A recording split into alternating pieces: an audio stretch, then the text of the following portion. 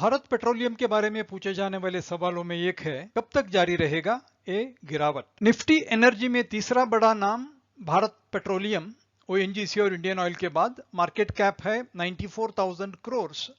आजकल डिसइन्वेस्टमेंट को लेकर भारत पेट्रोलियम बहुत खबरों में है। भारत पेट्रोलियम पिछले 12 महीनों में अपने परफॉर्मेंस ऑफ 23% एनुअल रिटर्न को लेकर सबसे पीछे रहा है। यही कारण है हम जान लेना चाहते हैं कि इसके ऑपरेशनल रीजंस के पीछे क्या क्या राज छिपे हुए हैं। और मैं हूं विट्ठल प्रभु अपने weekly video on stock learning simplified के साथ। आशा करता हूं कि आपको इस वीडियो का कंटेंट और प्रेजेंटेशन पसंद आएगा। भारत पेट्रोलियम का रहा है कहानी कोविड के साथ और कोविड के बावजूद। 2019-20 में परफॉर्मेंस बहुत बुरा रहा, लेकिन 2021 में जिस तरह इसने परफॉर्म किया, अपना पीबीटी परसेंटेज 5% से भी ज्यादा लेकर और सिक्वेंशियल ग्रोथ के साथ, वो बहुत अप्रिशिएबल था। लेकिन जून 21 में परफॉर्मेंस फिर से घट गया। पिछले 6 सालों में 1920 और 2021 बीपीसीएल के लिए बहुत खास है। 1920 इसलिए कि नॉर्मल प्रॉफिट 10 से 11,000 लेकर ये पहुंच गया करीब 4,000 तक। लेकिन 2021 इसलिए स्पेशल है कि प्रॉफिट पहुंच गया 16,000 से भी ज्यादा। ये इसके बावजूद भी कि वॉल्यूम नॉर्मल था और रिफाइनिंग मार्जिन मॉडरेट था। तो क्या खास कारण था जिसकी वजह से बीपीसीएल को 16,000 से भी ज्यादा प्रॉफिट हासिल हुआ? बीपीसीएल का प्रॉफिट नॉर्मली आता है ग्रॉस रिफाइनिंग मार्जिन के स्ट्रांग होने की वजह से, जो इधर घट गया 4.58 से 4.06। दूसरा, रिफाइनरी का आउटपुट जो थ्रूपुट माना जाता है वो भी इधर घट गया 31 से लेकर 26.4 मिलियन मेट्रिक टन। और तीसरा, वॉल्यूम ऑफ मार्केट सेल्स जो 43.1 मिलियन मेट्रिक टन से गिर गया 38.7 मिलियन मेट्रिक टन। तो रिफाइनरी मार्जिन्स और वॉल्यूम, इन दोनों का सपोर्ट प्रॉफिट के पीछे नहीं था। तो कौन सा था वो तीसरा फोर्स जिसने प्रॉफिट को 16,000 से भी ज्यादा तक पहुंचा दिया? बीपीसीएल के पब्लिश्ड अकाउंट्स में इसका साफ साफ पता चलता है। रिफाइनिंग की वजह से जो प्रॉफिट आया पिछले साल के मुकाबले करीब 2,000 करोड़ एक्स्ट्रा आया। Refining margin 4,000 to 6,000। लेकिन ज्यादा प्रॉफिट आया मार्केटिंग ऑपरेशंस की वजह से, जो 19,000 से बढ़ गया 28,000, करीब 9,000 एडिशन। इसके दो हिस्से हैं, एक है इन्वेंट्री गेन, दूसरा है मार्केटिंग मार्जिन। जब भी क्रूड प्राइसेस आपके खरीदने के बाद बढ़ गए तो आपको इन्वेंट्री गेन हासिल होता है। प्राइस ऐसे बढ़ गया क्रूड मार्केट में कि बीपीसीएल को बहुत इन्वेंट्री गेन का फायदा हुआ। दूसरा, जो मार्केटिंग मार्जिन है, गवर्नमेंट बीपीसीएल को फाइनल प्राइस के ऊपर चार्ज करने के लिए एलो करता है, वो भी बहुत खास था। इन दोनों की वजह से प्रॉफिट 2021 में 16,000 से भी ज्यादा। बीपीसीएल का एक मेजर वीकनेस रहा है उसका ऑपरेशनल कैश फ्लो, जो फिक्स्ड एसेट्स और डिविडेंड्स से कम रहा है हर साल पिछले 5 सालों से।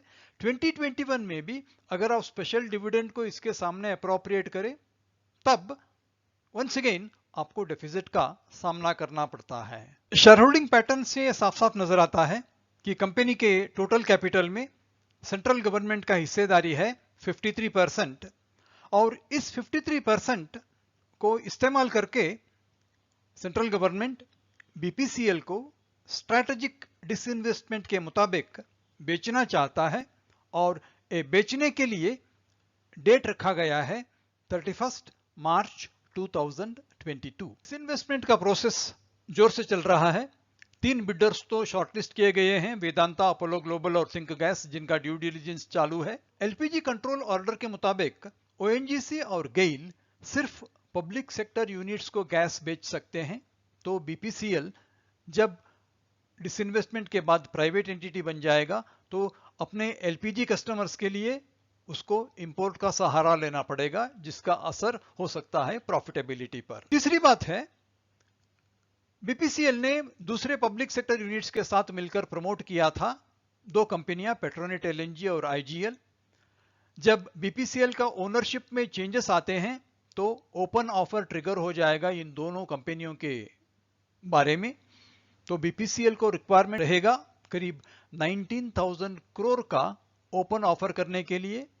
हो सकता है सेंट्रल गवर्नमेंट इसके बारे में कुछ सॉल्यूशन दे दें। और टाइमलाइन है 31 मार्च 2022। और वैल्यूएशन, सेंट्रल गवर्नमेंट अपने 53% के लिए चाहता है कि मिले 75,000 करोड़, लेकिन आज के मार्केट कैपिटलाइजेशन के मुताबिक सेंट्रल गवर्नमेंट के शेयर को मिल सकता है सिर्फ 50,000 करोड़, और ये 25,000 करोड़ का घाटा सेंट्रल गवर्नमेंट के लिए बहुत महंगा पड़ सकता है। और रही बात शेयर होल्डर्स की, कंपनी का वैल्यूएशन बढ़ सकता है, लेकिन इसमें नेगेटिव्स हैं। एक, बीपीसीएल प्राइवेटाइजेशन के बीच में अपना कुछ रिफाइनरीज बेच रहा है। दूसरा, बीपीसीएल आज तक अपने पब्लिक सेक्टर प्रिविलेज में ऑपरेट कर रहा था और अब उसको मजबूर होके एक प्राइवेट सेक्टर एंटिटी जैसे ऑपरेट करना पड़ेगा। इससे उसके प्रॉफिटेबिलिटी और फ्लेक्सिबिलिटी पर असर हो सकता है। बीपीसीएल के प्रॉफिट डिस्ट्रीब्यूशन से कुछ खास चीजें नजर आती हैं। उसका एक एक्सेप्शनल आइटम था sale proceeds of refinery NRL, जिसको बेचा गया गेल और इंजीनियर्स इंडिया लिमिटेड को। प्रॉफिट किया गया 9.5 करोड़। यही रिफाइनरी से एनुअल इनकम आता था 1,300 करोड़ अप्रोक्सीमेटली। डिसइन्वेस्टमेंट के बाद बीपीसीएल को ए इनकम आना बंद हो जाएगा। और दूसरी 2 एडजस्टमेंट्स हैं वो रेगुलर हैं, बीपीआरएल इंपायरमेंट और एम्प्लॉय स्टॉक ऑप्शन के। प्रॉफिट बन गया 22,600, जिसके ऊपर टैक्स है 3,575, तो 19,000 करोड़ का नेट प्रॉफिट आफ्टर टैक्स में से सिर्फ 1,905 रख के बैलेंस अमाउंट को फुली डिस्ट्रीब्यूट कर दिया गया। साफ साफ नजर आता है कि there is a strategy to clean up the company, और उसीलिए हो गया पे आउट ऑफ 90% स्पेशल डिविडेंड। आज के इस प्रॉफिट से फ्यूचर शेयर होल्डर्स को कोई मतलब नहीं है, और फ्यूचर प्रॉफिट्स भी रिफाइनरीज के सेल के बाद कमजोर नजर आएंगे। मार्केट हमेशा ठीक निकलता है क्योंकि उसका पर्सपेक्टिव रियलिस्टिक होता है।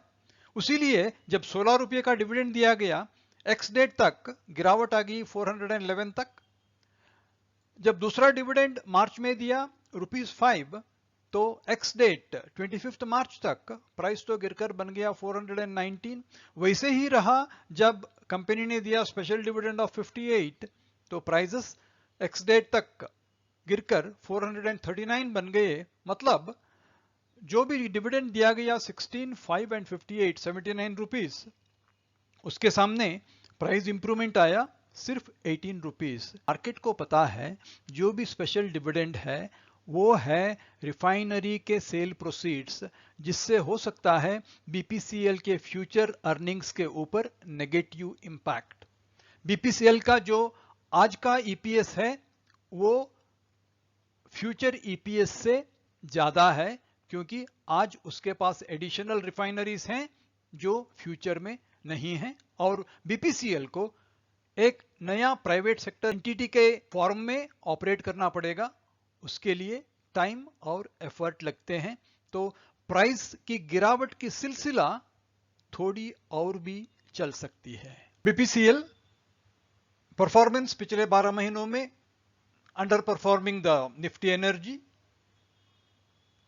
प्रॉफिट्स ज्यादा तो आए इन्वेंट्री गेन्स और मार्केटिंग मार्जिन से। कैश फ्लो वीक रहा है पिछले 5 सालों से। स्टेक सेल का डेट फिक्स हुआ है 31 मार्च 2022 को। डिविडेंड इस साल जो दिया गया वो सेल ऑफ बिजनेस से ज्यादा है, ऑपरेशन से कम है। सेंट्रल गवर्नमेंट का एक्सपेक्टेशन करीब 25,000 से गैप रखता है। बीपीसीएल रहा है इंडिया का लीडिंग पेट्रोलियम प्लेयर। आशा करते हैं आपको ये वीडियो पसंद आया हो। ऐसे ही वीडियोस आप पा सकते हैं इन्फो कार्ड पर ऑन स्टॉक लर्निंग सिंप्लीफाइड। जिसमें आपको रिच इंफॉर्मेटिव वीडियोस नजर आते हैं। आपका लाइक्स, शेयर्स और कमेंट्स का इंतजार है। अगर आप पहली बार ये चैनल को विजिट कर रहे हैं तो कृपया सब्सक्राइब करें और प्रेस करें बेल आइकॉन, ताकि आपको फ्यूचर वीडियोस के इंटीमेशन टाइम पे पहुंचे। आपके टाइम, सपोर्ट और इंटरेस्ट के लिए बहुत बहुत धन्यवाद। इस वीडियो का पर्पस सिर्फ इंफॉर्मेशन, एजुकेशन और अवेयरनेस है। इसका किसी सॉलिसिटेशन और रिकमेंडेशन टू बाय, सेल और होल्ड सिक्योरिटीज से मतलब नहीं है। आपके जरूरत के मुताबिक कॉम्पिटेंट प्रोफेशनल एडवाइस हमेशा ले लें।